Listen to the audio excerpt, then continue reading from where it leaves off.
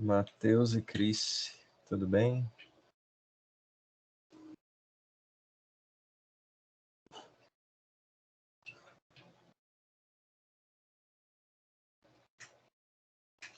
Bom, acho que meu mouse está acabando a bateria. Tá.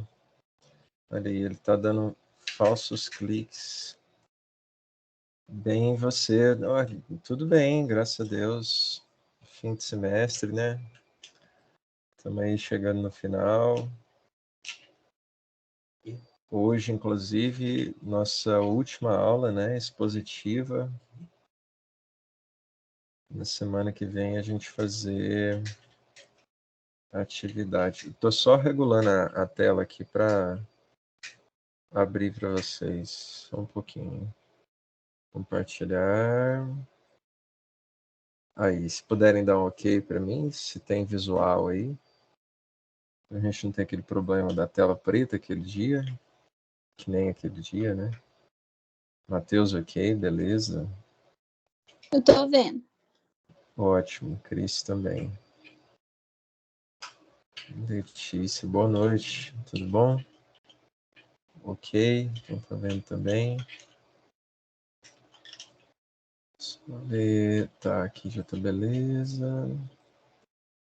Vou abrir isso aqui. Mas por que ele tá marcando ainda uma notificação? Ah, sim, então. Beleza. Aqui já foi. Isso aqui, apresentação. Tá em minha janela. Ótimo. Tá. Murilo entrou aí também. Oi de novo. Para você e para o Matheus, né? Boa noite. Tudo bem? Tudo certo. Vamos dar início aqui. 7, tá, ainda tá beleza. Ok. Bom, boa noite, formalmente agora, né? A gente começar aqui. Murilo e... Quem entrou depois? Ah, não, só Murilo. Você me vê bem, né? Tô vendo bem, ouvindo também. Tá, mas... investiguei aquele negócio da tela preta. Eu acho que foi porque o meu mouse, acabei de falar para quem já estava aqui, ele está dando tipo um falso clique, assim. Eu não sei se é... Aí, ó. Eu não sei se é bateria ou se é alguma coisa no periférico mesmo, né, para ter que trocar, mas aquele dia, provavelmente eu mudei o modo de visualização do Skype. E aí, a depender da configuração de vocês, ele exibia uma tela preta. Eu achei isso lá nos fax, né, do programa. Então, assim, só para explicar que, mais uma vez, pode ser, é bem provável que o problema técnico tenha tido origem aqui, tá? Comigo, com o meu equipamento aqui. Mas, se Deus quiser, ano que vem a gente está de volta presencialmente, né? E aí, pelo menos dessa parte, né, do remoto, que é um pouco chatinha, a gente vai ficar livre. Embora ele também seja um formato que tem suas vantagens, né? Mas é isso, né? O mundo está caminhando, as coisas estão melhorando, então vamos acompanhar a tendência. Emily chegou aí, boa noite. Seguinte, gente, noite. Só retomar com vocês nosso cronograma. Hoje a gente vai falar desse tema aqui, gênero, feminismo e sexualidade. Vocês devem ter visto, para os mais atentos, né, que eu mudei, na verdade, não mudei o tema, na verdade eu acrescentei uma palavra que é feminismo, não tinha antes, porque, na verdade, nosso foco, não só do texto, né, mas do que a gente vai tratar aqui, ainda está muito assim dentro do campo da discussão da luta das mulheres, especificamente. Então, é uma pena, né? Esse tema ele tinha 3 aulas, então foi um que eu tive que cortar. Apropriações, acho que tinham 3 também, eu tive que cortar. Etnia tinha 3 ou 4, eu tive que cortar. Formação cultural tinha 2, eu reduzi para 1. Então, assim, a gente foi bem castigado com eventos da faculdade, feriados e tudo mais, o que fez com que a gente tivesse que dar uma condensada assim nos conteúdos. Então, é só para me explicar, né? E eu tive que adequar, claro, porque se a gente falar gênero, a gente está falando de um monte de outras coisas, né? Não só do problema da luta da causa das mulheres em si, enquanto movimento feminista, mas também de um monte de outras coisas, das pessoas não binárias, de todos aqueles que vão compor a sigla LGBTQIA+, né? Para além de grupos, né, que ainda não se sentem representados por eles, por esse acrônimo, né, vamos chamar assim. Então, só para me explicar quanto a isso, mas a gente vai vencer esse tema, né, até amanhã. Aí na semana que vem a gente faz uma análise de casos, né, muito parecido com o que a gente fez da última vez para N1 de vocês. Vai ser do mesmo modelo, o horário da aula vai ser para fazer a análise, tá bom? Vou ficar online por aqui, se alguém tiver algum problema de acesso, enfim, tudo mais. E aí na outra aula a gente faz uma avaliação da disciplina, tá bom? No dia 7, vocês devem estar se perguntando, mas para que 2 dias, né? Assim, a gente vai ficar repetindo. Não.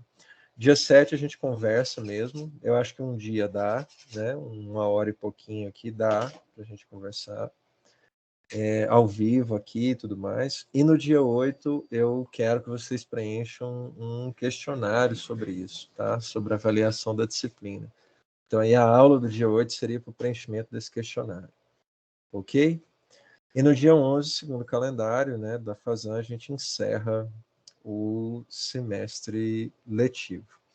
Eu só tenho até dia 3 para colocar as notas de vocês no sistema, dia 3 de dezembro. Então, nem tem como passar disso, tá? A não ser que, enfim, veja, né, um imprevisto e tudo mais, o nome dele é justamente esse, porque não dá para prever, mas a ideia é que até dia 3 vocês estejam com as notas de vocês no sistema, os comentários sobre as produções e tudo mais. Ok? Dúvidas sobre isso? Sobre essa parte mais formal aqui da disciplina? Tá tudo bem? Tá esclarecido. Mas, beleza. Matheus, ok. Voltando aqui. Bom, nossa discussão hoje é essa. Como eu disse para vocês, daria para a gente fazer basicamente uma disciplina, né, para tratar disso, gênero, feminismo, sexualidade. Sexualidade aqui, inclusive, a gente vai apenas tangenciar o tema novamente, né? É algo que daria para a gente fazer uma discussão enorme, né? Ela atravessa muitas outras discussões sobre cultura dentro dos temas que a gente já tocou aqui, inclusive. Vocês vão notar que essa lista de links aqui é uma das maiores, inclusive, né? Porque, bom, toca muita coisa. E mas eu sou forçado, né, a apresentar para vocês alguma coisa coesa, a gente tem uma discussão que faça sentido, então a gente vai mais pela via da discussão do feminismo, tudo bem? Vamos tocar nos outros pontos também, mas vamos falar mais disso, até porque o texto escolhido, ele tem o foco, né, dentro disso, na área do feminismo. Não sei quem leu, tá? Vale muito a pena ler. Texto da Adriana Psitelli, antropóloga, um dos maiores nomes no Brasil hoje, professora da Unicamp, sobre isso, sobre feminismo, né? Dentro desse tema, né?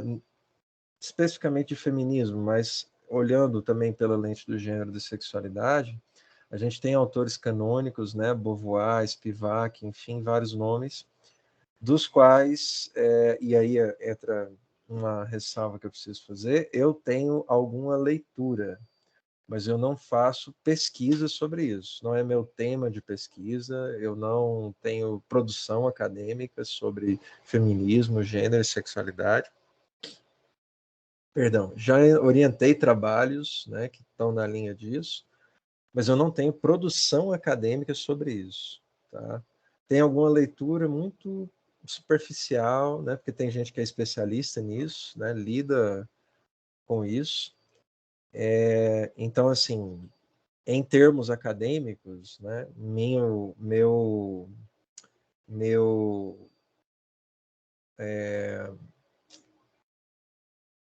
currículo não tem feminismo ou gênero inscrito como parte de linha de pesquisa, né, ou algo que eu trabalho com isso cotidianamente, tá?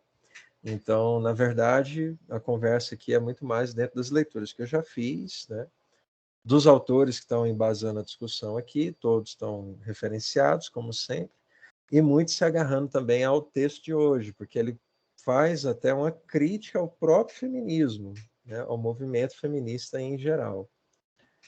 E aí a gente vai ver que, na verdade, não dá para dizer que é né, um movimento feminino, não é isso. O que a gente tem são movimentos feministas, né, que se descentralizaram e tudo mais, principalmente ali entre as décadas de 70 e 80. Então, só fazendo um panorama dos tópicos que a gente vai tratar aqui, né, hoje e amanhã, a gente vai falar rapidamente sobre alguns conceitos sobre gênero e feminismo, indústria cultural e gênero, interdisciplinaridade e interseccionalidade. Isso é muito caro, tá? Esse talvez seja um dos temas mais importantes aqui. Alguma coisa de algoritmo e cibercultura, como é que isso está atravessado na discussão aqui. E, claro, né, como é que isso se situa dentro da nossa prática enquanto jornalistas. Vertentes diferentes de si, sim, exatamente. Então, assim, só um pouco, né, do panorama, né, do mundo em que a gente vive, da cultura, né, que a gente tem inscrita, sobretudo nos países do Ocidente. O mundo em que a gente vive é um em que uma mulher que era astronauta, que passou pelo mesmo programa de qualificação dos seus colegas, na década de 60, nunca chegou a ir ao espaço simplesmente porque era mulher. O Ollie Funk, história dela. Aos 82 anos, né, o bilionário excêntrico Jeff Bezos, dono da Amazon, do Washington Post, ele, vocês devem ter visto, né, criou um programa espacial dele, ele construiu um foguete para ele, né, fundou uma companhia aeroespacial para ele, a Blue Origin, e aí fez um voo de propaganda, né, levando algumas pessoas notáveis, dentre elas a Wally Funk, né, uma mulher que tinha formação, de novo, repito, né, passou pelo mesmo treinamento, tinha a mesma competência, exatamente todos os colegas fez, mas não foi ao espaço simplesmente porque era mulher, como se isso fosse demérito em algum sentido. Também vivemos num mundo em que as pessoas, no momento em que elas expõem o próprio afeto, né, elas perdem capital social com isso. Aqui a gente está falando de um caso de um ator, né, que perdeu seguidores no momento em que ele postou um beijo com o próprio namorado. E isso é muito extraordinário, porque a gente não, em geral, essas coisas não se deduzem apenas em perda de capital social.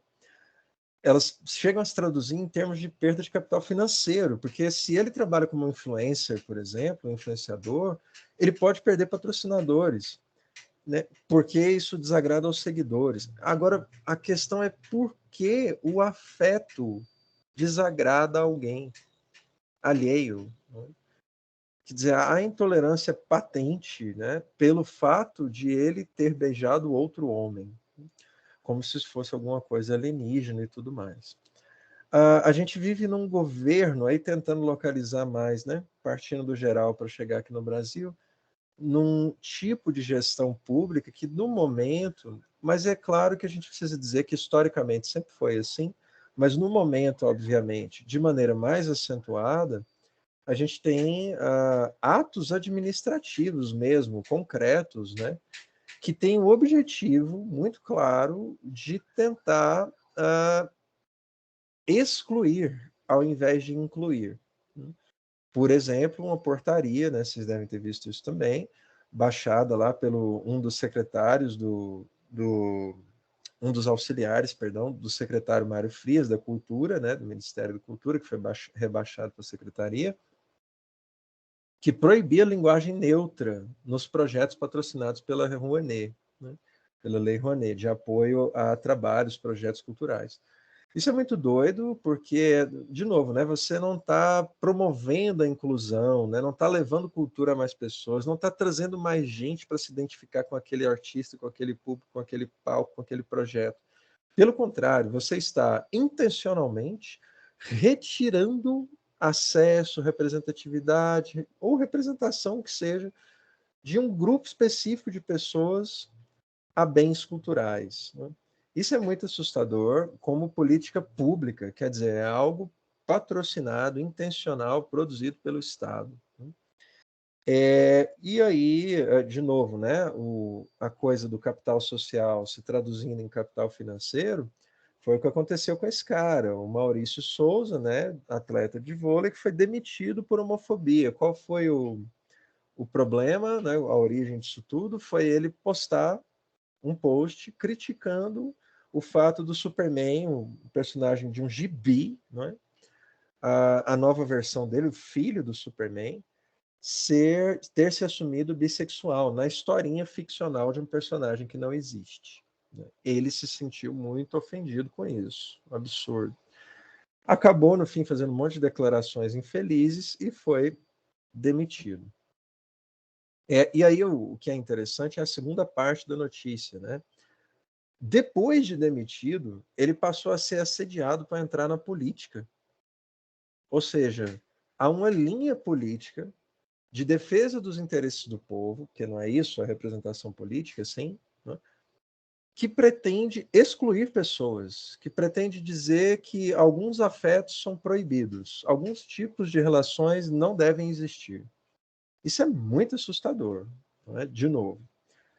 E claro, isso se generaliza. Se a gente pudesse dizer que essas coisas todas aqui são casos isolados, né, elas não produziriam, né, não se criaria uma aura, um entendimento.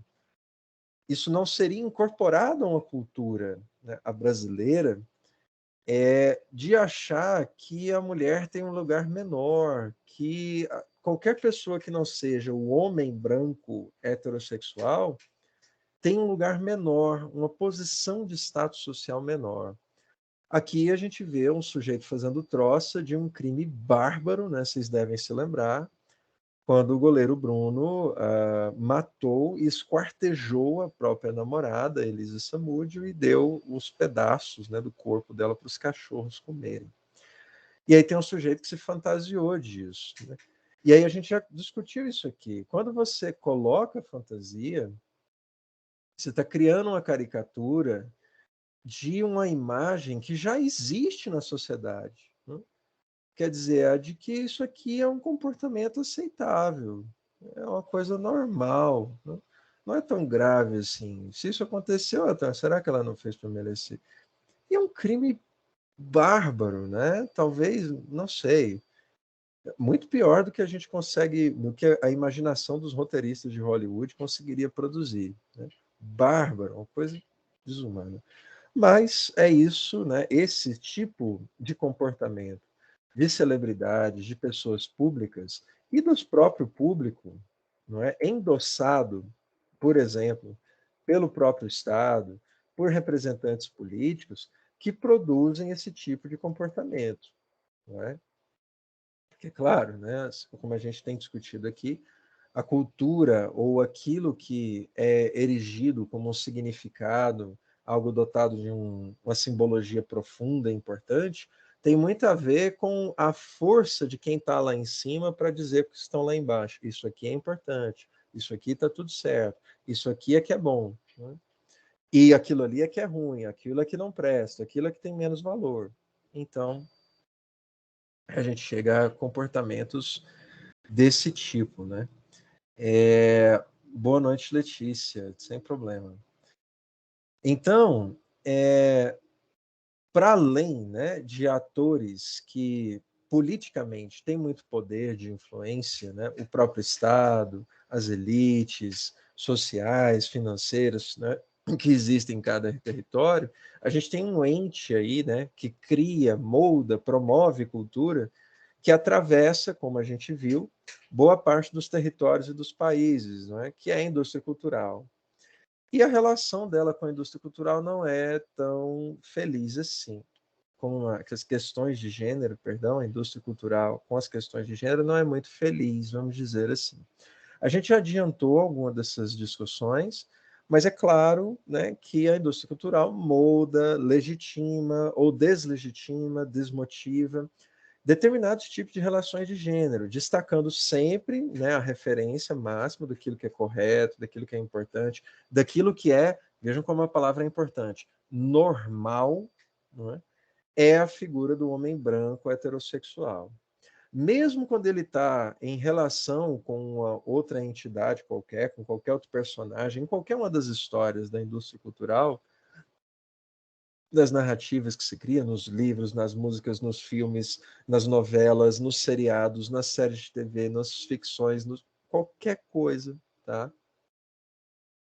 Em qualquer momento, esse personagem, ele sempre é a referência daquilo que é correto, daquilo que é normal, daquilo que é o centro, daquilo que tem que ser tomado como referência, não é? Como a gente viu, inclusive, em alguns exemplos mais atrás.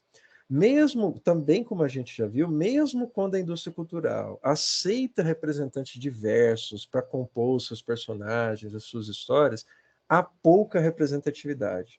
A gente tem um esforço por representação, que em geral é por um motivo meramente monetário, financeiro, não é? Ah, eu vou fazer esse filme aqui com a protagonista mulher, não porque a atriz é sensacional, não porque isso é importante ou moralmente responsável, mas simplesmente porque o filme se destina a um público feminino. Ou eu quero que isso mobilize a atenção de um público feminino. Então eu vou tentar produzir uma identificação que é muito rasa, muito superficial, apenas colocando uma mulher ali. Qual o papel efetivo dela na trama, se ela realmente é uma personagem forte ou não, quais contornos que eu vou dar para aquela personagem dentro da história, nada disso importa muito. Importa tacar lá uma mulher, um gay, um negro, alguma coisa lá no meio do negócio para cumprir cota, né? Que é para que as pessoas se sintam representadas. Olha que lindo, não é? A Marvel fazendo filme com beijo gay. Que coisa maravilhosa. Isso é a representação? Claro que não. Né? Isso é para apelar a esse público, para que ele também se sinta representado e passe a consumir, efetivamente pagar por produtos, né, gerados dentro daquele universo narrativo. Por isso mesmo, os esforços, né, de diversidade que a indústria cultural faz em geral são baseados nos mesmos padrões de beleza e sucesso dos quais supostamente eles buscam se afastar. Então, se você vai colocar uma mulher negra como no lugar de, não sei, uma atriz que poderia ser uma mulher branca, por que você escolheu uma negra aqui? Não, porque é uma pessoa negra, eu quero, né, dar representatividade para as pessoas. O discurso é sempre esse, né? E só que quando você vai fazer uma análise, né, de qual foi a atriz escolhida aqui, o arquétipo visual dela é sempre o mais próximo possível do branco heterossexual, sempre. O contorno do rosto, as feições, elas são sempre muito timidamente baseadas nessa referência máxima que é a do homem branco heterossexual. Então, mesmo nas personagens que são supostamente diversas, a gente consegue ver esses contornos de maneira muito clara. Né? Os produtos em série da indústria cultural só consideram variações culturais na medida em que isso possa beneficiar o consumo ou a venda. Então, por exemplo, se falamos, né, inclusive numa aula passada, sobre o Squid Game, o Round Six, né, a série coreana lá que virou fenômeno do Netflix. Eles fizeram algumas adaptações de tradução em alguns países. Né? Aqui no Brasil tinha a coisa do, como é que é? Batatinha quente, 1, 2, 3. Não, isso, batatinha quente, 1, 2, 3. Em outro lugar, eles usavam, nos Estados Unidos, por exemplo, usavam uma expressão que era própria daquele território. Mas isso não tem muito a ver com conservar como os coreanos se referiam à brincadeira em si, né? Que é uma outra expressão, não tem nada a ver nem com a brasileira, nem com a do estadunidense. é simplesmente, e aí de novo, né, você está descaracterizando isso e entregando a eles, né, uma maneira mais fácil deles conseguirem consumir o produto, né, de ter uma identificação mais clara. Mesmo que para isso que você tenha que descaracterizar a história inteira. E, claro, a apropriação cultural reduz a complexidade de personagens e histórias a caricaturas daquilo que elas estão pretendendo representar. Em geral, justamente por conta disso que a gente está falando. Não tem uma preocupação real com representar os povos negros no filme do Pantera Negra. Quer-se simplesmente que tenha-se pessoas negras na tela, ou em lugares de destaque. Mas não exatamente fazendo uma vinculação com a cultura específica de Uganda, ou da Nigéria, ou do Marrocos. Nada disso importa muito, assim, né? Ou qual exatamente aquela região ali, onde é que fica o Wakanda, né? Não importa muito isso. Não, são pessoas negras, né? Gente, mas peraí, é o tamanho da África, tem quantas nações e etnias? Não, isso não importa. O que importa é que a gente é negra. Apropriação cultural. Você pega um elemento, né, aquilo que a gente estava discutindo na aula passada, desvincula dele todo o significado, pega a casca, né, tira o recheio, joga a polpa toda fora e diz, olha, vejam a laranja, né? Mas o que você está vendo é a foto dela de costas, né? Se você pegar nela, apertar, não, eu quero o suco, não, não tem nada aqui, né? Porque, bom, todo o significado, simbologia que existiram, nada disso importa, tudo isso foi esvaziado e o que a gente tem é uma representação meramente caricata desses personagens, né? Batatinha frita, assim. Então, ainda existe, né, ainda assim, uma luta para que esse, ainda assim, em algum sentido positivo, que a gente tenha pelo menos representação dessas populações que são historicamente desfavorecidas. Como no caso de questão de gêneros, pessoas trans, por exemplo. Na novela da Globo que vai estrear agora, Quanto Mais Vida Melhor, vai ter 3 mulheres trans, né? Algumas em papéis onde elas se representam como pessoas trans, de fato, e algumas que são pessoas trans na vida real, mas que farão papel de mulheres na novela, heteronormativas, né? E aí, né, há a expectativa de que, bom, talvez isso possa trazer algum sentido, porque, em geral, o que a gente encontra nas novelas, também como a gente já discutiu aqui, são representações sempre caricatas, né, dessas pessoas. O homem gay, sobretudo, quando ele aparece nas novelas da Globo, inclusive há dezenas de trabalhos sobre isso, ele sempre é o alívio cômico. Sempre. Sempre. Há umas dezenas de anos, tem muito tempo isso. Desde quando o homem gay começou a aparecer como um personagem nitidamente homossexual nas tramas das novelas da Rede Globo, em geral, ele é um alívio cômico, não é, da trama. No momento em que ele aparece, você sabe que vai ter uma gracinha, que vai ter uma piadinha, que ele vai dar algum chilique, que ele vai fazer alguma coisa afetada. Não é? E, bom, obviamente que isso é uma representação muito caricata dessas pessoas, porque homens gays não são uma caricatura de si mesmos. Não é? Não existe um tipo de homem gay, assim como não existe um tipo de homem branco hétero, assim como não existe um tipo de mulheres trans. Não tem sentido uma coisa dessa. Né? Mas é claro que, como não é com a gente, a questão do lugar de fala é mais fácil a gente relativizar isso, né? Essa trama tem uma expectativa maior quanto a ela agora, porque essas 3 mulheres trans que vão aparecer na trama terão um lugar de destaque na narrativa, supostamente, inclusive, próximos a de protagonistas. Então, está dizendo que até a Moia será a morte, enquanto mais vida, melhor, um dos papéis principais. Então, há alguma expectativa sobre isso, sobre qual vai ser a representação e se talvez ela se converta de fato em representatividade. A gente consegue ver isso também em um novo filão aí, né, explorado agora pela indústria cultural, que é a dos desenhos animados para adultos. Eles podem ser assistidos por crianças, né? Alguns deles definitivamente não, mas há alguns onde essa linha é um pouco tênue, como o Steven Universo, esse que está aqui bem no fundo da imagem, não sei se vocês conhecem, alguns de vocês têm filhos, não sei se, né, algum assiste, mas o Steven Universo, Hora de Aventura, são desenhos que são animações ok, um menino, uma criança consegue assistir, né, entender, mas ele tem camadas, né, de piadas ou menções e referências que apenas um adulto pegaria, né? É uma tendência inaugurada aí, eu não sei, quase 30 anos atrás, pelos Simpsons, mas que começou a ganhar muita força agora recentemente. A gente tem uma nova leva, né, de desenhos animados que estão nesse sentido. E aí a gente vê, né, nitidamente que nesses desenhos a gente tem um papel, essa questão do gênero, ela importa cada vez menos. O Hora de Aventura, por exemplo, o personagem principal é um menininho, é o Finn, não é?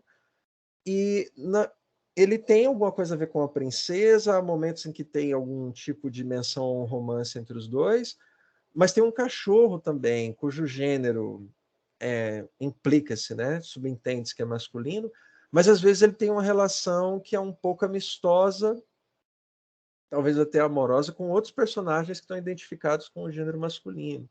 O Steven Universo é a mesma coisa, tem personagens não binários, tem relações entre personagens de duas personagens que se identificam com o gênero feminino. Então, são séries infantis, mas que têm apelo, né, a público adulto também, por conta da piada, das referências que eles fazem de vez em quando. Então, há uma geração que está crescendo com desenhos que já pensam nisso e apresentam personagens de uma maneira um pouco diferente, e que talvez aqui sim, no caso do Steven Universo, por exemplo, há trabalhos, tá? Inclusive conheço um Marcelo Lima que fez um trabalho de doutorado, uma tese de doutorado sobre o Hora de Aventura. Há trabalhos sobre o Steven Universo que mostram isso, pesquisas acadêmicas mesmo, que é um ponto meio fora da curva na indústria cultural. Eles conseguem fazer uma representação e trazer representatividade de uma maneira mais efetiva, justamente talvez pelas pautas não serem tão pesadas, os temas serem mais inocentes e ser mais possível de colocar os personagens na trama de uma maneira mais leve, né? O Netflix tentou fazer isso. Opa, coloquei isso aqui na sequência errada. Não é possível. Sim, agora eu volto, tá? Coloquei na sequência errada. O Netflix tentou fazer isso com esse desenho LGBT aqui, o Força Queer, né? Que foi destruído pela crítica, recebeu um monte de dislikes no YouTube. Nossa, eu vi ele, eu gostei. Você Só queria gostou? deixar marcado aqui.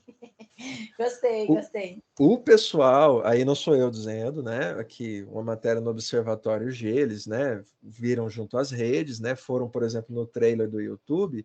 A proporção de dislikes para likes é tipo assim, 6, 7 vezes maior o número de dislikes, né? Por quê? E os comentários que aparecem lá são de um monte de gente dizendo que a representação é muito caricata, né? Ela é recheada de estereótipos.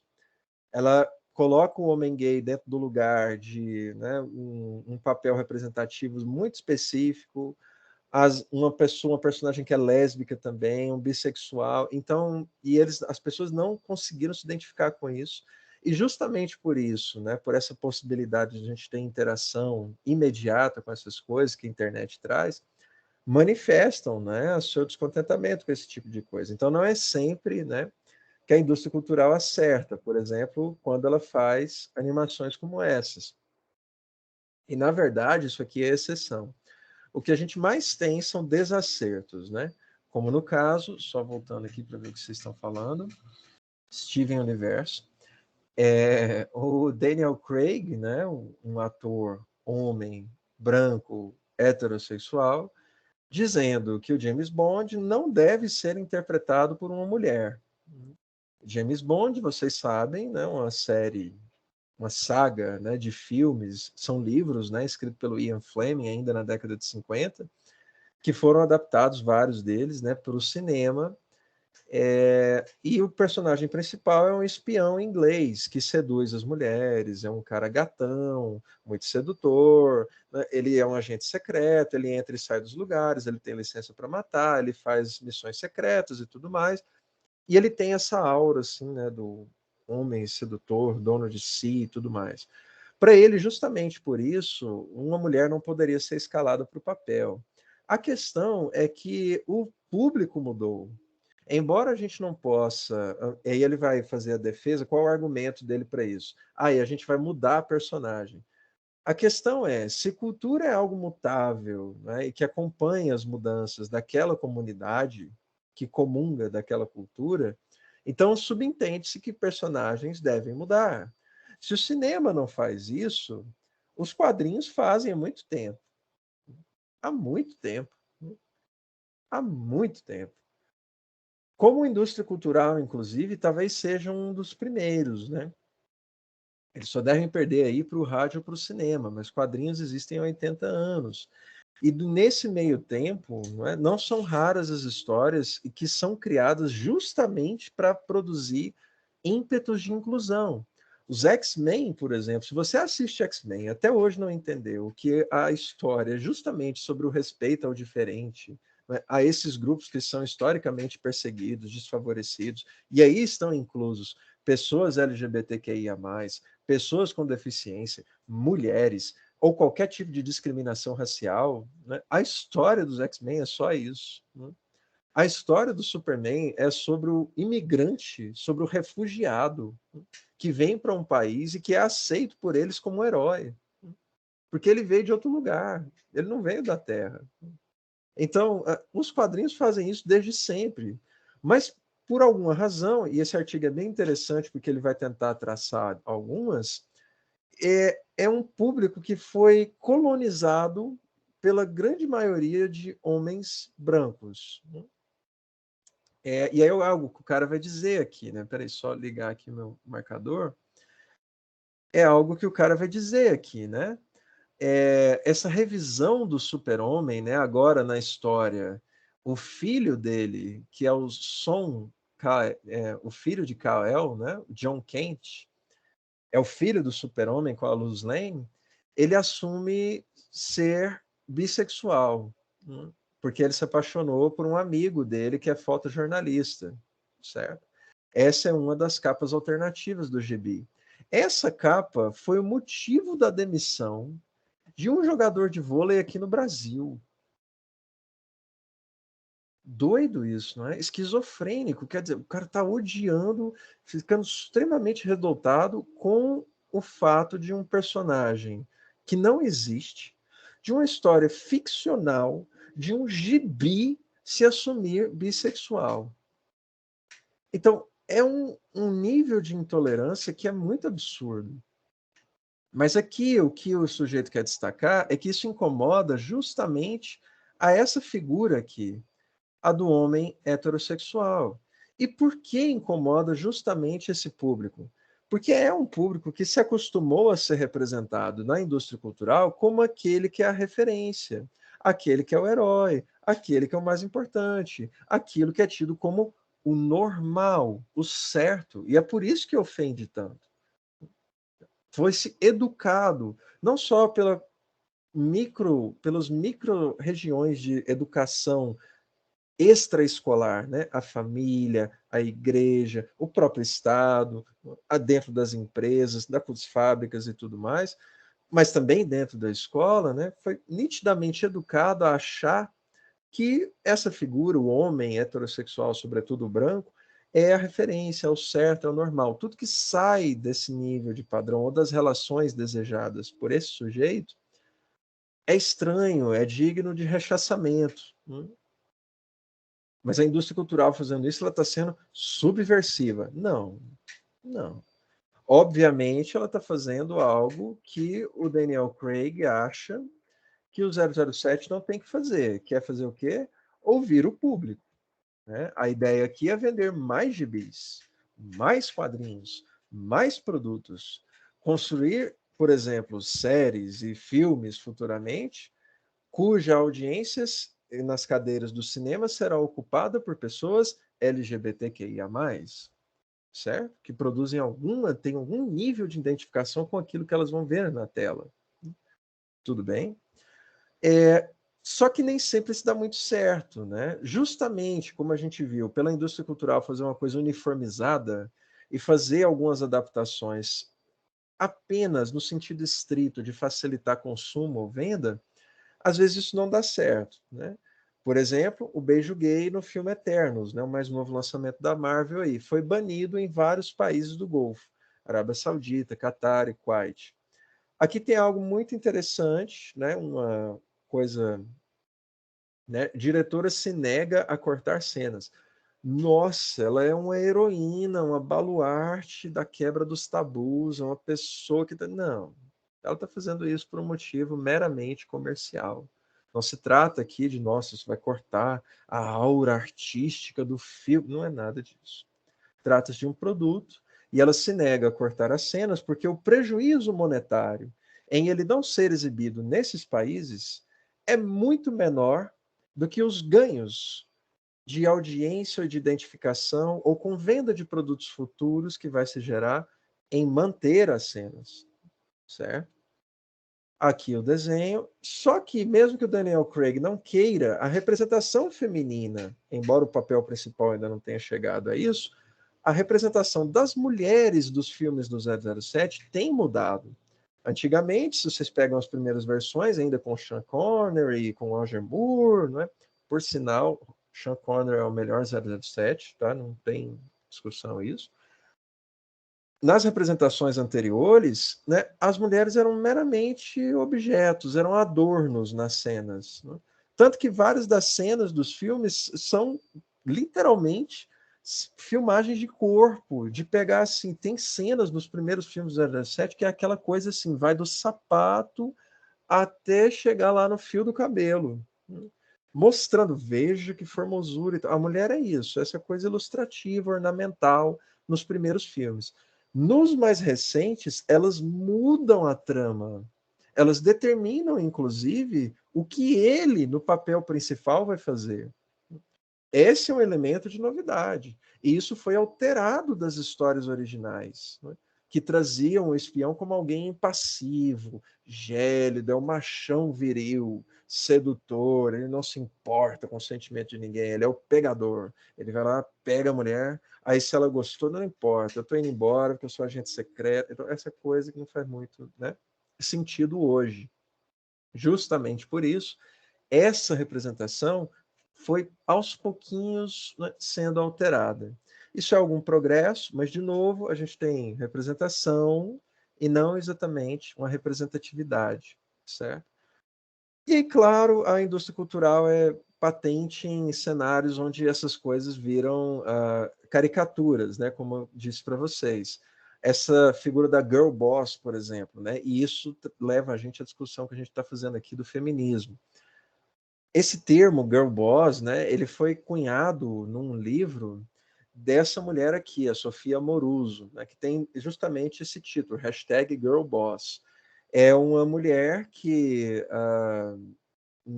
se via, né, se colocava como leitora, né, dos textos de feminismo, inclusive ela diz isso, nós sempre fui muito feminista, lutando pelos direitos das mulheres, etc. e tal, e que construiu para ela mesma um império da moda, né, uma grife onde ela, do nada, assim, sozinha, né, aquela história, né, que o liberalismo adora, não, mérito dela, individual, ela lutou muito para conseguir e tudo mais. O que parece isso, gente? É a conversa que a gente teve na teoria racial crítica, né?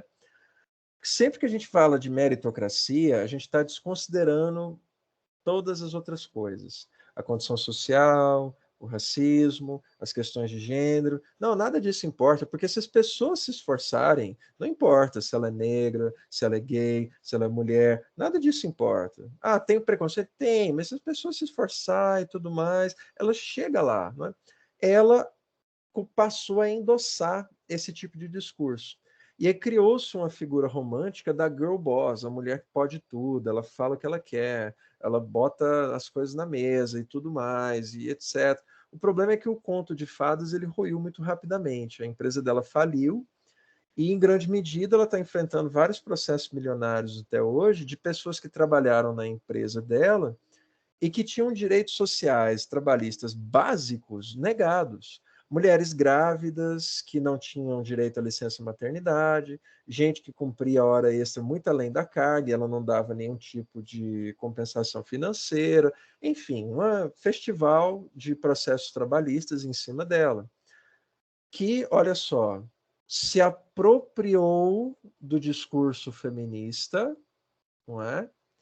A mulher tem que lutar contra o patriarcalismo e tudo mais. Ok, tudo bem, concordamos, sim, mas isso não significa ser injusto com as pessoas negras, isso não significa desconsiderar as questões sociais, isso não significa, inclusive, se apropriar disso apenas a nível individual. O feminismo ele não pode ser uma luta, se pretende-se, não é, como algo que vai transformar uma cultura.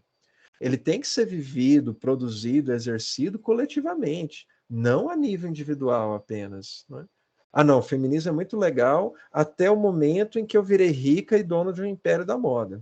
No momento em que eu preciso dar um direito, né, feminismo, tá? Para uma mulher grávida, não é? De ter uma licença maternidade, porque, bom, ela está grávida. Não, não, feminismo para você não, só para mim. Né? Porque eu sou empreendedora, né? Eu luto, meritório. Você está querendo as coisas de graça, não é assim? O que é isso? É o discurso do liberalismo, que a gente viu que é extremamente problemático em várias das aulas passadas aqui. Né? Essa ideia de que, bom, todo mundo é igual perante a lei, essa coisa da discriminação, ela até existe, mas não importa muito, porque todo mundo é igual, todo mundo tem as mesmas oportunidades. Basta você, diz a Sofia Amoruso, se esforçar. Você, mulher, você tem que ser girl boss, dona de si, não é? Ah, mas e os negros e as outras mulheres? Não, nada disso importa, né? O que é isso? Apropriação. Né? Você se apropria do discurso feminista, luta contra o machismo, patriarcado e tudo mais, mas para mim, só para mim, eu, individual. Ah, mas e as outras mulheres? E aquela história de sororidade e tudo? Não, nada disso importa. Isso aí não tem. Né? Então, essa é uma figura que já ficou manjada, né, nas histórias da indústria cultural. Ah, e aí foi a razão, por exemplo, do flop, né, assim, do fracasso de bilheteria, né, de audiência, dessa nova versão da Cinderela da Amazon, né, que é justamente isso. Não, é a Cinderela que vai ser costureira, ela vai fazer o império da moda e tudo mais, e não sei o que. É uma história, assim, manjada já, sabe? E aí, né, que inclusive os próprios movimentos feministas zombam dela, né? E aí justamente por isso, né? Porque é isso que a indústria cultural faz, ela se apropria, não é, desses movimentos, dessas expressões culturais, esvaziando elas de sentido, de simbologia e colocando meramente a imagem, a representação daquilo, mas não há representatividade efetiva, não é?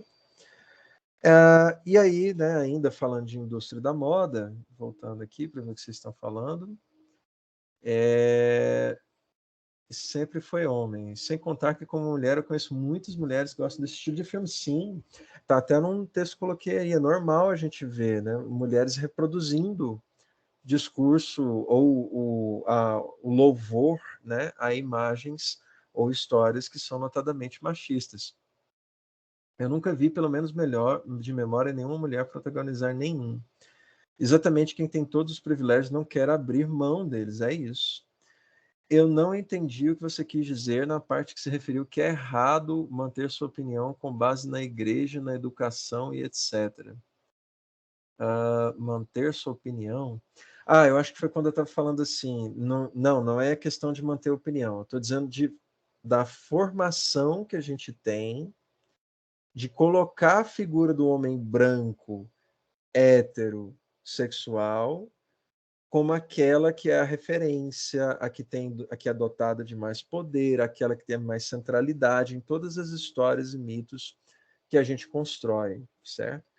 Eu disse que a gente faz isso não só na escola, por exemplo, como a gente viu nas nossas aulas passadas, né, sobre formação cultural, por exemplo, a gente não vê a história dos povos negros, a gente não estuda as heroínas mulheres durante as guerras. Né? Quem de vocês sabe a história aí da Joana d'Arc, quando vocês estudaram a história da Guerra dos 100 Anos? Lá na matéria de história do ensino médio. Não, a gente estuda a Guerra dos 100 Anos, né? Tem os reis que são decapitados, os revolucionários, o Robespierre na Revolução Francesa. Tá, peraí, mas e a Joana d'Arc? Não, ninguém fala dela, não importa. Como não? Peraí, a mulher ganhou inúmeras batalhas na Guerra dos 100 Anos. Como que a gente não fala dela? Então tem esse vácuo, né, na formação escolar, certo?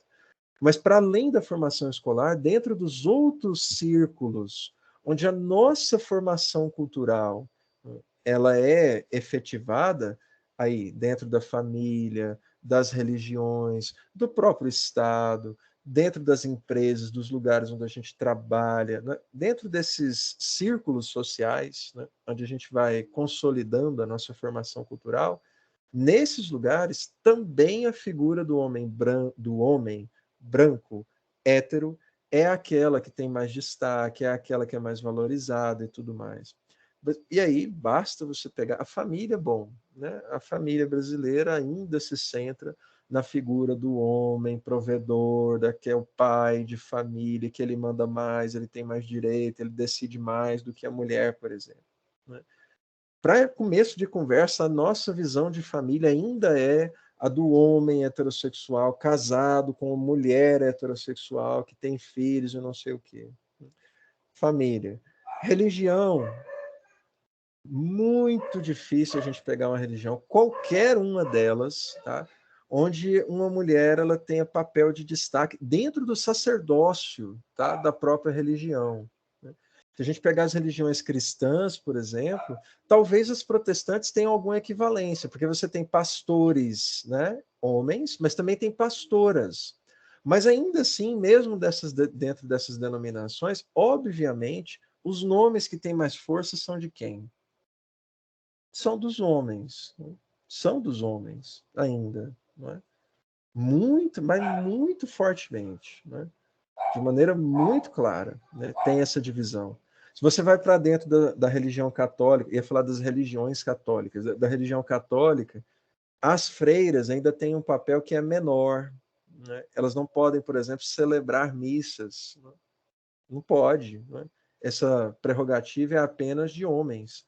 Ministro, inclusive, que não é nem padre, mas se for homem, ele pode celebrar uma missa. Né? Uma freira não pode. Né? No Islã, no judaísmo, em quase todas as grandes religiões monoteístas que a gente tem no mundo, né, a gente tem uma prerrogativa muito grande do homem, da figura do homem. E quando a gente fala de homossexualismo, então, da figura do homossexual, quando ela é aceita, né, ela não ocupa locais de poder. Mesma coisa dentro das empresas. Né? A gente poderia ficar apenas no jornalismo, mas se a gente for para absolutamente, pegar apenas empresas brasileiras, né? A gente falou disso aqui, os cargos de chefia são ocupados por quem? São, por a grande maioria, por homens brancos, heterossexuais. Então, em todos os níveis de formação cultural, certo? Para além da escolar, dentro de cada uma dessas unidades, onde a gente vai consolidando a cultura que a gente tem essa valorização dessa figura, certo? Do homem branco heterossexual. Outra coisa, a mulher sempre dentro dos padrões, principalmente nos filmes antigos, a mulher só era válida quando sexualizada. E para isso tinha que ser aquele estereótipo da mulher branca, magra, etc. Exatamente. E aí, dentro do que você está falando, quando aparece uma mulher negra, não é, num papel de destaque, em geral, ela tem um formato de corpo específico. Ela tem feições do rosto que são um nariz um pouco fino. Ela é negra, mas ela tem o nariz fino. Não é? Ou ela tem os lábios um pouco menos grossos. Não é? Certo? Não. Basta prestar atenção. Não é? Basta observar aí. Qualquer um dos filmes que estão aparecendo. Para além disso, na indústria da moda, a gente tem, né? Aí, aqui eu acho que nem preciso dizer, né? Vocês, local de fala, né? Vocês mulheres estão vivendo isso na pele todo dia. A luta que é para você conseguir uma roupa que seja de corpos reais, né? Isso tem muito a ver com as padronizações que as indústrias têxteis, as marcas de roupas conceituadas fazem dos corpos que vão ser vestidos por essa indústria. Ela não parte do que existe, não é assim, não, vamos ver quais são os tipos de corpos que existem na realidade, e a partir deles a gente vai produzir as nossas coleções. Não, é o contrário. A gente produz as coleções para esse tipo de corpo, não é?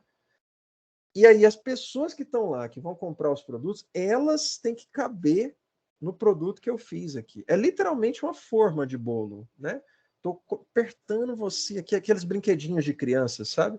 Eu estou pegando o quadrado e tentando colocar ele dentro da bolinha, do triângulo. Mas não cabe, é claro que não cabe. Isso aqui é quadrado, isso aqui é uma bola. O que que você faz? Você aperta, né? Você bate ele até quebrar e ele entrar dentro do buraquinho. É isso que a indústria da moda tem feito historicamente. Mas o que tem como pesquisa, né? E aí vejam o quanto o lobby é forte, né? Vocês vão ver, essa matéria é sensacional. Não sei se vocês viram, da Folha de São Paulo.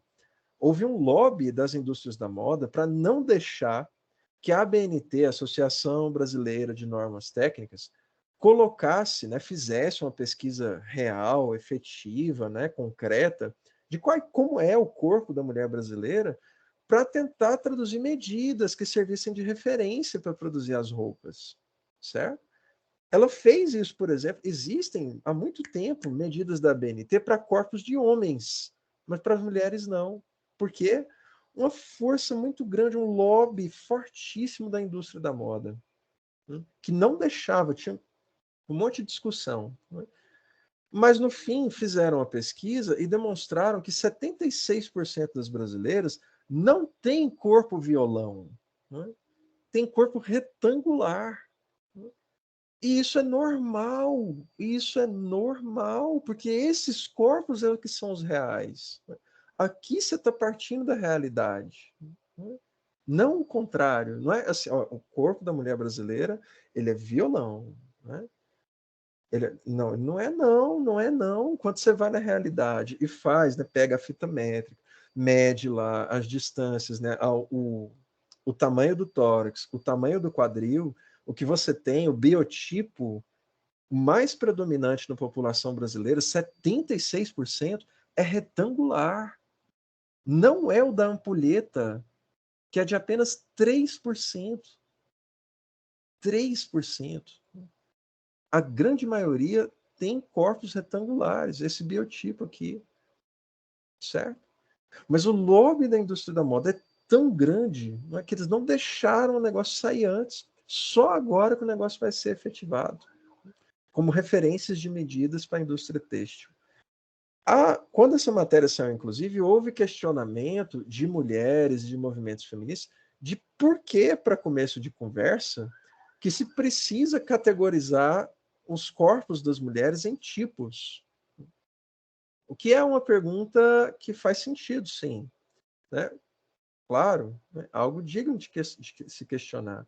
Mas o que a gente tem, na verdade, é essa predominância aqui, quando o tórax, né, a cintura e o quadril estão alinhados uns com os outros.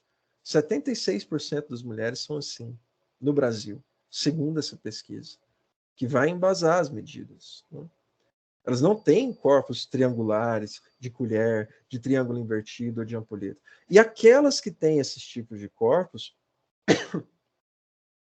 são apenas diferentes. Elas não são melhores ou piores, não tem sentido uma coisa dessa, né?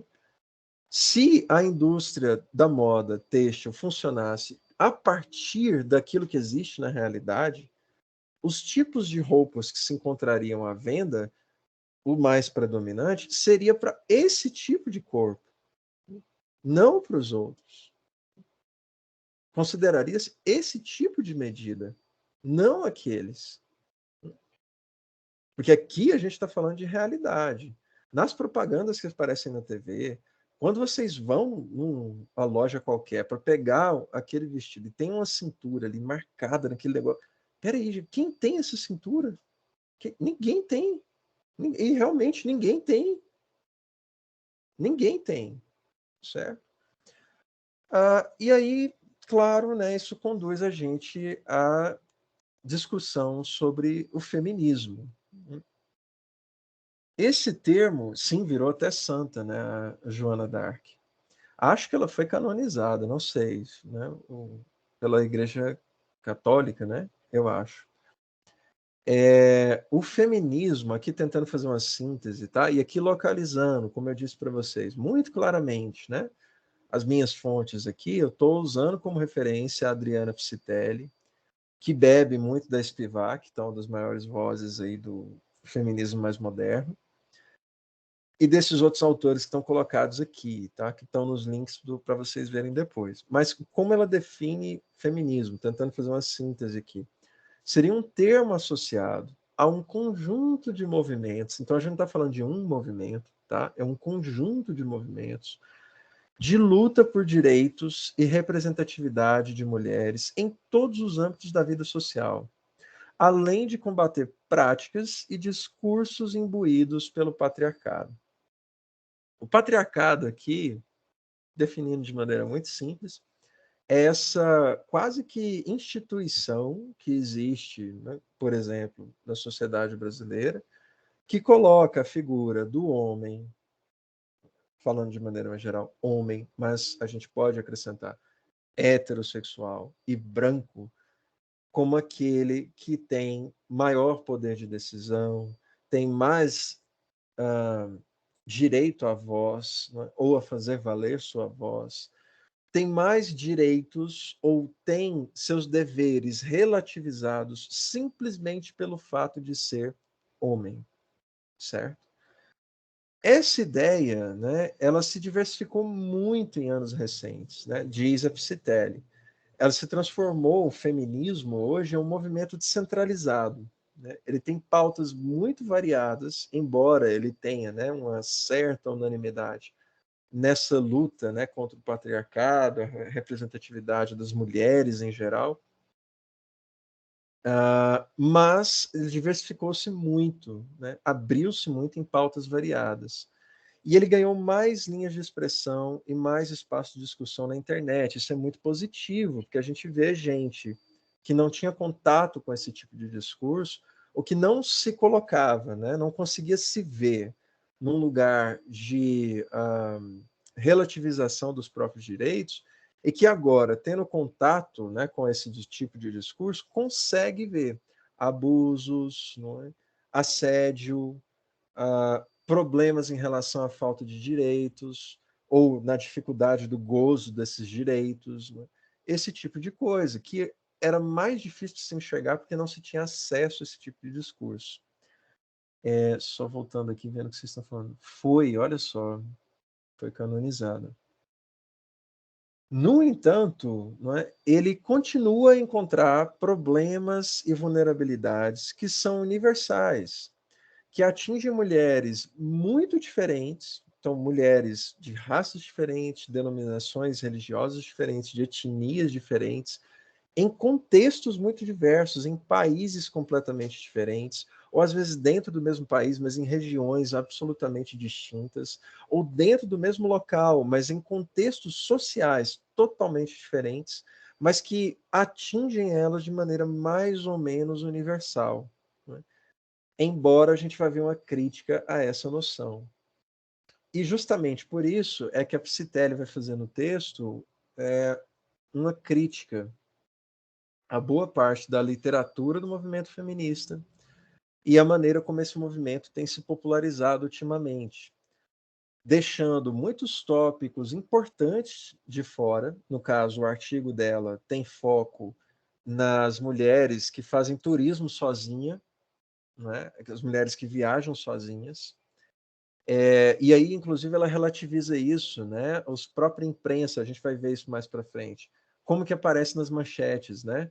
Mulheres que viajaram sozinhas foram estupradas ou assassinadas, alguma coisa nesse sentido.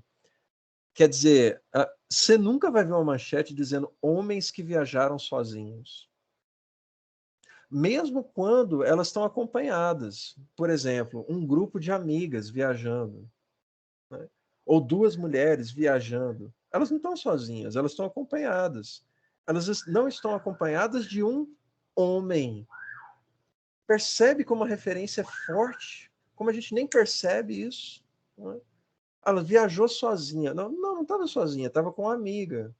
Ou então, não estava sozinha, estava, sei lá, com a mãe, com a irmã. Né? Ou então estava com um grupo de amigas. Né? Não, mas elas viajaram sozinhas. Como sozinhas? Se tinha... Não, viajaram sem um homem. Ah, bom. São coisas completamente distintas. Quer dizer, mesmo a presença de outra mulher, ela não é digna de menção, não é? É sozinha porque não tinha um homem junto. E, segundo a Psitele, ela vai mostrar por quê, algumas dessas questões passam despercebidas pelos movimentos feministas. Na literatura, na pesquisa sobre isso, quando ela vai fazer, né, o artigo é sensacional, tá? Para quem não leu, recomendo muita leitura. Ela vai fazer uma revisão de literatura mostrando isso. Tem vários artigos que vão equiparar a violência que essas mulheres turistas, né, viajando apenas sozinhas, agora sim, né, apenas ela, ou junto com outras mulheres, essa violência que elas sofrem de ser assediadas, estupradas ou até mortas, essa violência, ela é equiparada à violência doméstica ou conjugal. Por que isso não funciona? Porque nesse momento aqui, a mulher não está acompanhada. Então não faz sentido você fazer esse tipo de equiparação. Mas é o que a grande maioria da literatura faz e é o que a grande maioria do movimento feminista que se popularizou, sobretudo na internet, faz. É uma simplificação que levou ao debate sobre um tema que a gente vai discutir aqui, que é a coisa da cultura do estupro, né? Então, o fato de a gente ter essa conversa na internet e ter as redes permite uma mobilização muito ágil. Por exemplo, nesse caso, não sei se vocês viram, das feministas do Egito, né, que insuflaram a prisão de um médico que esteve no Egito fazendo turismo, agora sim, um homem, né, acompanhado de outros homens. E o que que aconteceu? Ele gravou um vídeo, não sei se vocês viram isso, não sei se viram esse caso, um médico, não por coincidência, homem, heterossexual, branco, médico, rico, né, que viajou para o Egito, e aí foi fazer uma gravação de um vídeo de uma mulher que estava mostrando para ele uns pergaminhos. Era uma vendedora, estava vendendo uns pergaminhos para ele. E aí ele fazia umas piadinhas assim muito inteligentes mesmo, assim. Eu não sei nem se os meninos da quinta série hoje estão fazendo isso, né? O mundo melhorou tanto, que era tipo assim, ela mostrava um pergaminho, ela falava: esse aqui é mais firme, tá vendo? Esse papel ele não desfalece tanto. Aí ele falava: ah, você gosta mais desse mais duro, não é? Ha, ha, ha. Ou então ela abria o pergaminho e falava: esse aqui é maior. Aí ele falou: ah, você gosta quando é mais longo, não é? Ha, ha, ha. E aí ela só sorria porque, bom, ela não estava entendendo nada que ele estava falando, ela era uma vendedora, só falava árabe, né? E estava tentando vender a coisa para ele. As feministas, né, do movimento Speak Up, que tem braço no Egito, se organizaram rapidamente, pegaram o vídeo, né, mostraram isso, levaram isso para os TTs no Twitter, né, espalharam a notícia, vários jornais de lá começaram a dar a notícia, e levaram a foto dele, o vídeo, as informações e tudo mais para a polícia local. Ele foi preso, por crime de uh, achismo, né? Ofensa sexual, no caso. Então, no caso, a web aqui ajudou, né? Obviamente, não sei o desfecho da história, mas obviamente ele deve ter arranjado uma maneira de sair dessa, pagar fiança e tudo mais. E obviamente que se incomodou a um grupo de pessoas. Quem? Justamente os que se identificavam com a figura dele, privilegiados, que não precisam, né, não têm a capacidade, né, de usar a figura do local de fala, do lugar de fala, reconhecer seus privilégios, né, dizer, nossa, né, que absurdo, realmente, né, o que o cara fez. Não, né? Isso é um absurdo, etc. Não pode prender, ele só estava brincando. É bom, isso não é uma brincadeira, isso é uma ofensa, né, sexual. E nesse sentido, a web teve um papel muito importante aqui, né? Sim, eu concordo aqui com os elogios. No entanto, né, a gente tem um tratamento da violência contra a mulher, né, quando a gente vai falar desse tema, violência contra a mulher, dentro do movimento feminista, dentro das pautas, dentro do jornalismo, quando a gente vai falar disso, dentro da academia, das fontes que a gente vai chamar, às vezes, para dar uma entrevista a respeito disso, quando se fala sobre violência contra a mulher, ainda é predominante essa ideia da mulher como vítima e o homem como aquele que agride ou subjuga. Então, sempre vai ser isso que vai acontecer. Quando, na verdade, a gente tem um monte de outras questões envolvidas aí. Você colocar apenas a questão do gênero desvinculada da questão racial, da questão social, da cultura local, dos problemas de colonialismo, né, da história daquele lugar, do contexto onde ele está inserido, leva para uma simplificação dos fatos. E não é isso, segundo a Psitelli e outras autoras que concordam com ela, dentre elas a Spivak, que o movimento feminista tem que fazer. Pelo contrário, ele tem que se complexificar, ele tem que abraçar o contexto das situações para conseguir fazer uma crítica que seja mais contundente. Né? Então, geralmente, né, quando a gente fala de violência contra a mulher, ela é tratada como sinônimo de violência doméstica, associada a algum envolvimento íntimo ou relação conjugal. Essa coisa de mulheres que viajam sozinhas e são estupradas ou assassinadas até, ou assediadas em algum nível, geralmente a gente vai fazer a crítica nesse nível aí. Ah, ela foi para buscar aventura, ela foi para. Não, ela só foi para conhecer o lugar, porque, bom, as pessoas viajam não é justamente para isso, né? Para conhecer o lugar onde elas estão indo, para aproveitar a atração gastronômica, a comida que tem ali, uma dança, um festival, um evento que vai acontecer naquele lugar, a arquitetura, enfim, fazer turismo, não é para isso que elas viajam? Então vejam que esse argumento de vincular, né, a violência contra a mulher, sempre a figura do homem, é inclusive valorizar a figura do homem, quando ela sequer tem algum peso significativo no caso em questão. Então, por exemplo, ela vai mostrar casos de mulheres ricas que viajam a países pobres e são, por exemplo, sofrem assédio, né, da população local. Alguém vai dizer, isso é um problema de gênero, isso é um machismo, isso sim, com certeza é tudo isso. Mas a gente não explica esse fenômeno apenas por isso. Tem a ver também com a condição social dos sujeitos que estão realizando esse tipo de assédio ou agressão. Tem a ver também com a raça em questão das mulheres brancas, ricas, que vêm fazer turismo num lugar pobre, ou de uma maioria negra, por exemplo, né?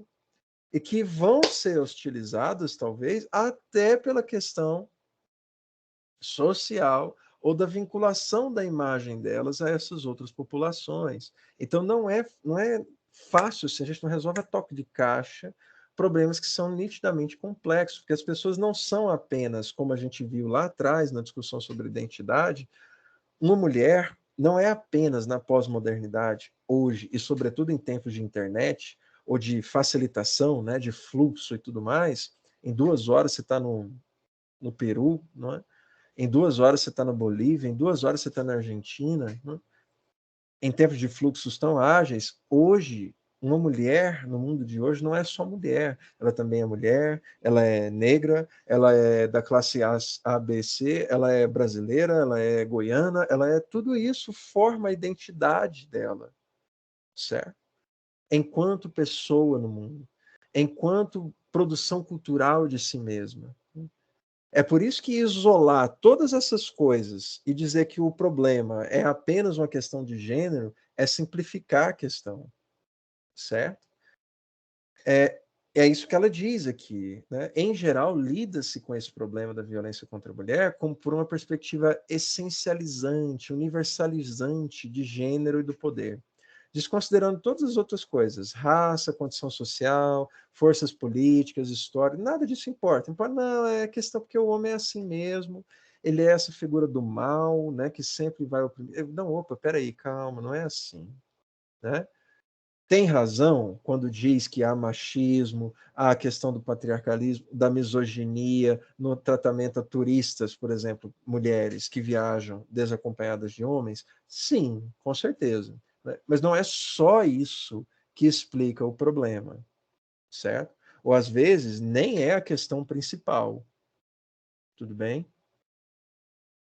É, há uma, e aí, justamente em reação a isso, uma perspectiva que a gente chama de interseccional, né, que busca a interseção, né, a relação do feminismo com as discussões sobre raça, com as discussões sobre condição social, com as discussões sobre o histórico daquele lugar, daquela região, daquele local, daquele país.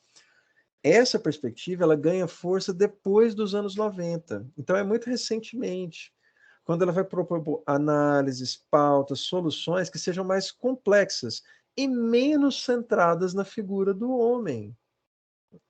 Porque veja que esse discurso essencialista, né, de simplificação da coisa, a mulher sempre na figura da vítima, o homem sempre na figura daquele que subjuga, isso, na verdade, depõe até contra o movimento feminista.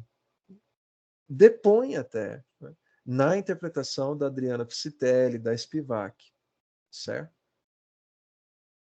No entanto, o que a gente tem ainda predominante na literatura acadêmica, no jornalismo, nos discursos, não é, que a gente tem progressistas sobre isso, ainda é o discurso do feminismo radical, que ganha força ali, não é originado, tá? Tem que corrigir.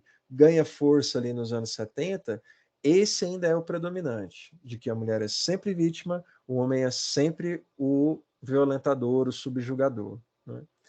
Esse é o discurso que ainda é predominante, né? Agora, muita calma aí. O que a gente está dizendo aqui, a crítica que a gente está fazendo, não deslegitima nada, tá? Nenhum tipo de violência sofrida pelas mulheres ou por pessoas que têm uma denominação sexual diversa daquela do heterossexual, tá? As pessoas LGBTQIA+, né? Se a gente está falando de gênero também, numa questão um pouco mais ampla, isso não deslegitima nenhuma dessas violências, dos assédios, do desrespeito diário, cotidiano que a gente tem aos direitos dessas pessoas, tá? Com isso, a gente não está querendo deslegitimar isso. Só estamos fazendo uma ressalva aqui, né, que vem da academia para aprimorar a luta, o discurso, não é? O combate que o movimento feminista tem tentado fazer, tudo bem? E isso precisa ficar muito claro aqui. Alguém abriu o microfone, quer dizer alguma coisa? Professor, eu Diga. acho que esse ponto aí que você trouxe é muito importante, porque a gente, até como jornalista, a gente precisa entender muito dessa questão, que às vezes acaba jogando muito essa notícia, né? Lógico que a gente sabe que existe muito caso de violência, né? Que a mulher ainda tá nesse lugar, né? Assim, ainda existe pouca proteção, sabe? Assim, Sim. mas tem que tentar mudar a estrutura, sabe? Trazer outras pautas com a intenção de mudar a estrutura, porque muitas vezes quem está fora do movimento transforma o machismo, transforma todo esse problema dentro da estrutura da sociedade que vem sendo criada por séculos somente nisso. E o machismo está em diversas coisas que as mulheres passam no dia a dia. Não Exato. adianta resolver só um problema. Lógico que esse problema da violência doméstica é extremamente importante. Muitas mulheres sofrem, muitas mulheres morrem por causa disso e precisa de muito mais intervenção, principalmente até do Estado, enfim, né? Existem várias outras coisas. Mas a gente tem que mudar as coisas pequenas também para que quando, por exemplo, uma criança que vai nascer agora e começar a aprender a ser um homem que compreenda, né, que o machismo é uma coisa ruim até para os homens, a partir daí que as coisas vão mudar para que um dia, quando ele se tornar um adulto, namorar ou casar, se ele for hétero ou bi, pan, etc., e se relacionar com a mulher, ele não venha ter esse tipo de atitude. Então não adianta Exato. só jogar uma notícia que fala mais uma mulher morreu por conta do feminicídio. Tem que tratar isso mais antes disso. Sim, sim. Às vezes até conseguir, e essa é a luta aqui dessa perspectiva, conseguir ver violência contra a mulher, não só nesse momento, não só centrada na figura do homem, tá, como aquele que oprime, mas também como isso que você falou, como um problema que é sistêmico, estrutural, que se expressa de maneiras mais variadas, não apenas na violência, né, concreta, específica, essa mais clara, mais óbvia que a gente vê, né? Infelizmente, essa analogia, sempre que a gente fala contra a violência contra a mulher, em geral, vai-se para isso, né? Para essa coisa da violência doméstica e tudo mais. Há até o Agosto Lilás, tem um mês sobre isso. Ótimo, excelente que existe uma iniciativa de combate contra esse problema, que é muito real, como você falou, né? Com certeza, a gente tem que olhar para isso. Mas o problema é transformar violência contra a mulher, esse tema, reduzi-lo, né, a um problema de o homem bate na mulher, ou o homem assedia a mulher, ou o homem abusa da mulher. Não é só isso, né? Há vários outros tipos de violência e há várias outras questões que atravessam a questão do gênero, que não é exatamente porque é mulher, pode ser por uma questão de raça, de condição social, do contexto histórico daquele lugar, que vai explicar a agressão, mesmo quando a gente estiver falando de uma agressão física concreta. Essa segunda parte é que é a mais importante, e é isso que ela chama atenção aqui, né? Igual a questão da pobreza menstrual. Sim, tem um monte de homens falando que tem coisa mais importante para discutir. Falou que nunca menstruou. Isso que você falou é um exemplo perfeito disso, né? Quer dizer, não é a questão da pobreza menstrual, ela é uma questão de gênero? Me digam vocês. É, Uhum, sim, sim, né? sim, É uma sim. questão de gênero. Mas ela é principalmente uma questão de gênero? Não, não. A questão da pobreza menstrual, ela é antes de ser questão de gênero, ela é social. Ela é um problema de política pública, de formação, né? Das pessoas terem acesso a um objeto, né? Mínimo, para dar condições mínimas, agora sim, para que esse gênero, né? Essas pessoas do gênero, né? Feminino, do sexo feminino, consigam ter uma vida digna, respeitosa, né? Mas vejam, não é uma questão de gênero, primeiramente, né? Ou ela pode até ser, mas ela tem um componente muito forte que é social, né? Ele é muito mais importante aí. Eu vou resolver esse problema, que é uma violência, certo? Negar esse direito. A meninas, por exemplo, que faltam às aulas porque não tem absorvente, não tem acesso fácil, né, a esse item básico, né, de dignidade humana, não tem. Mas são as meninas ricas que faltam à aula? Não, não são. Né? São as meninas pobres, né, que não têm ou formação, né, para entender que isso é normal, que elas têm que se preocupar com isso, que elas devem ter algum tipo de fornecimento, que nem que seja por elas mesmas, ou o Estado, ou a família, ou enfim, algum tipo de fornecimento, acesso facilitado a esse objeto, né? Ou porque sabem até que deveriam ter acesso, mas não conseguem ter por uma questão financeira, monetária. São as meninas ricas que têm esse problema? Não, são as meninas pobres, né? E é isso que essa perspectiva, né, interseccional de cruzar o feminismo com a questão social, racial, histórica, colonial, é isso que vai gerar um movimento realmente rico, responsável, moralmente cívico, certo? Essa é a defesa que elas estão fazendo aqui, né? A questão da pobreza menstrual é a ilustração perfeita disso, certo? Até aí, ok, tá dando para acompanhar. A gente retoma amanhã. Tudo bem? Certo. Beleza. Mas ótimo vocês participarem, até porque, né, a questão aqui de local de fala, né, eu sou homem, falando de feminismo, né, não que o lugar de fala vá me censurar, mas, na verdade, né, me coloca no dever de reconhecer meus privilégios, né, e, na verdade, colher, né, os problemas ou as coisas na boca dessa pesquisa, dessa pesquisadora, das matérias que a gente traz aqui, dos casos que a gente coloca em tela, mas também das coisas que vocês vão dizer, né? A gente tem uma sala aqui formada por maioria de mulheres, né? Então é muito importante que vocês falem também, né? Mas gostei, espero que... E me vigiem também, né? Se eu não, para não dizer nenhum absurdo aqui, embora eu esteja tentando me balizar pelo que dizem as pesquisadoras. Ok, gente, por hoje. Retomamos amanhã, então. Tá Tudo certo. bem? Tudo bem. Boa noite, então, gente. Até Valeu. amanhã. Tchau. Até mais para vocês.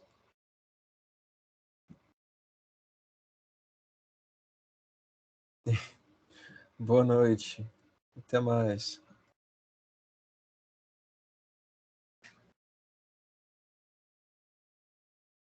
Valeu, Murilo. Para você também.